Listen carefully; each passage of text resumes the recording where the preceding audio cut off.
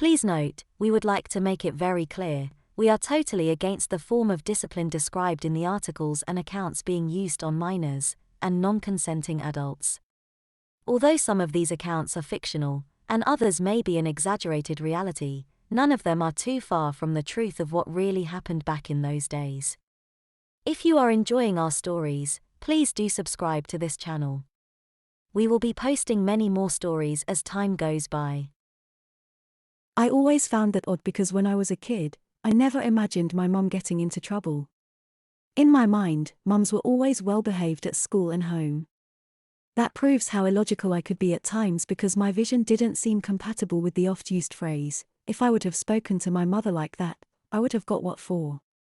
I suppose the use of the word if and not when makes the difference. When old Mrs. Evans died, young Miss Evans took over. Not only did she take over the shop, but she continued her mother's methods. The Avengers stayed where they were, and from time to time would be brought out from the cupboard to administer summary justice to the bottoms of those who stuffed Aero bars, Cadbury's Flake or Beano summer editions into their pockets or bags. I was with Freddie Lewis and Sally Stone when Miss Evans saw them pinching a bag of marbles. I saw that you too. Right, out in the back room now. Don't argue or I'll tell your mums. I suppose nowadays we would say the unfortunate duo was between a rock and a hard place.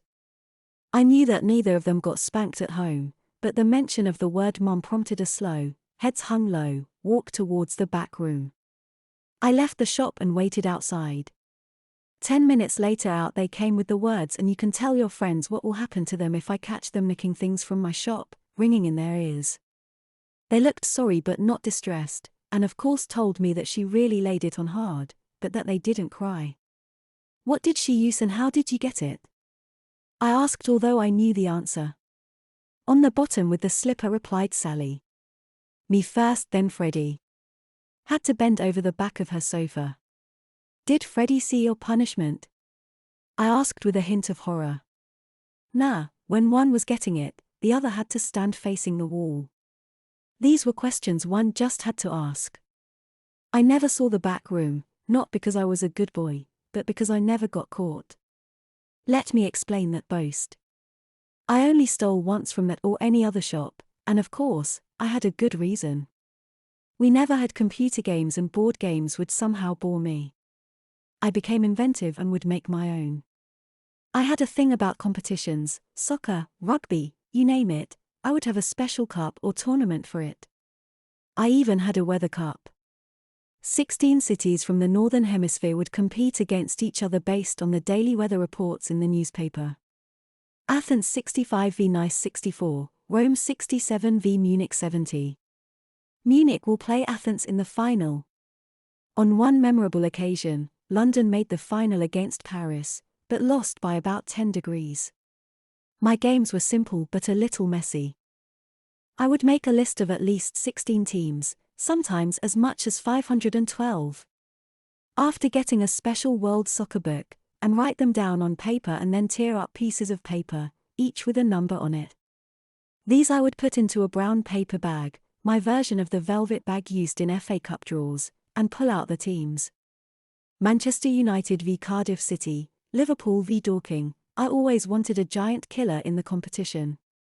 The matches were decided by 2 packs of cards. Each team would have 20 cards, but the stronger teams would have more 1s, 2s, 3s and 4s, while the weaker teams would have more nils. I would then pick a card for each team. Sometimes I had to pick a card 3 or 4 times before my team won. But I was fair and limited it to 5 attempts.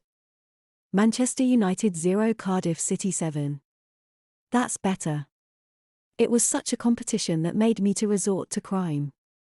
I lost the 2 packs of cards. I didn't exactly lose the packs, it was more that Tommy Simpkins threw my bag in the river. Never mind my exercise books or my sandwiches, how are Cardiff City and Liverpool going to play the cup final? I made a decision. I went to the candy box. I browsed at just about everything in the shop waiting for the right moment. Finally, it came. The phone in the back room rang and I was left alone.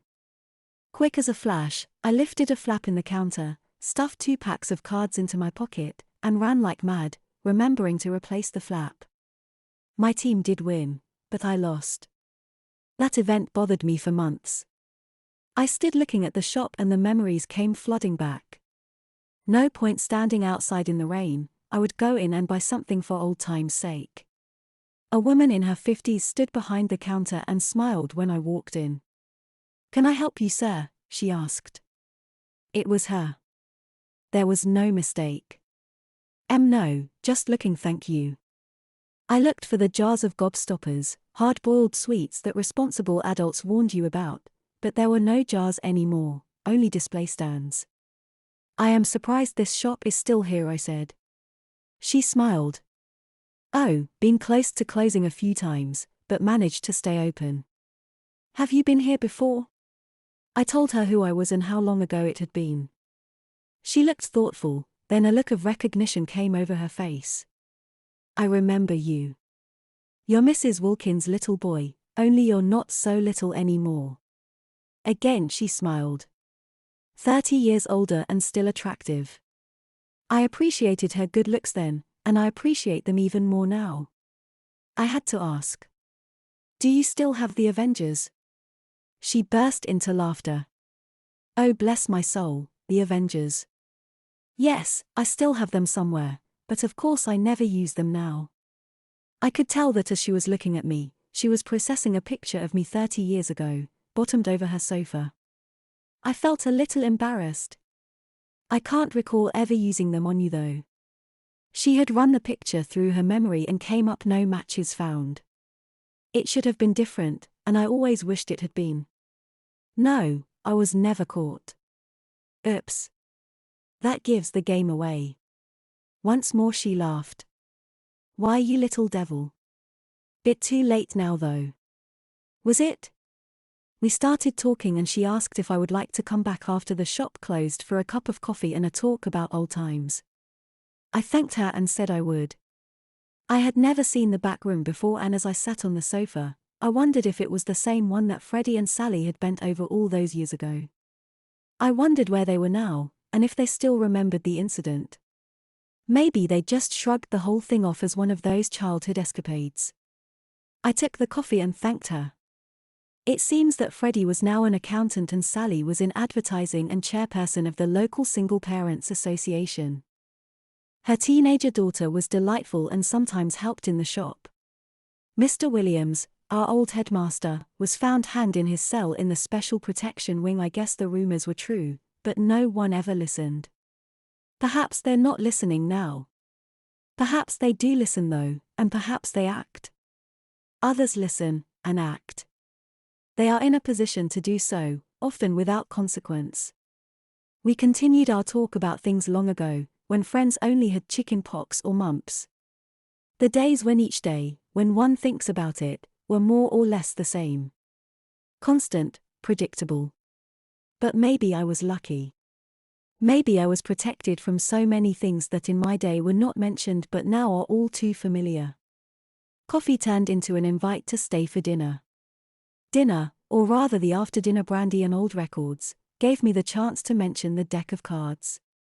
I raised the subject just as Rod Stewart sang, "Ever since I was a kid in school, I messed around with all the rules," apologized and then realized, I'm not different after all. "Do you remember selling packs of cards?" I asked. She smiled. Not a smile of recognition or remembrance, but a smile that said, "Yes I do, and I know what you are going to say next, you naughty boy."